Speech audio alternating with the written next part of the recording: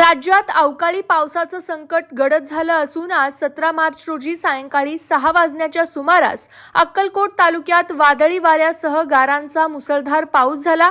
या नैसर्गिक आपत्तीमुळे हातातोंडाशी आलेला घास हिरावला गेल्याने शेतकरी वर्ग मोठ्या संकटात सापडलाय।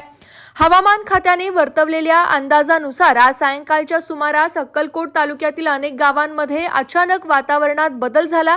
ताशी 30 ते 40 किलोमीटर वेगानं वाहणारं बोचरं वारं आणि विजांच्या कडकडाटासह पावसाने जोरदार हजेरी लावली। अनेक ठिकाणी पावसासोबत मोठ्या प्रमाणावर गारा पडल्याने संपूर्ण परिसर पांढरा शुभ्र झाला होता। या अवकाळी पावसाचा सर्वाधिक फटका द्राक्ष बागांना बसलाय। गारांच्या मारामुळे द्राक्षाचे मणी गळून पडले असून वेलींचेही नुकसान झालंय। द्राक्षासोबतच इतर फळबागा आणि रब्बी हंगामातील पिकांचं मोठ्या प्रमाणावर नुकसान झालंय। वर्षभर कष्ट करून पिकवलेली फळे डोळ्यात देखत मातीमोल झाल्याने बळीराजा हवालदिल झालाय।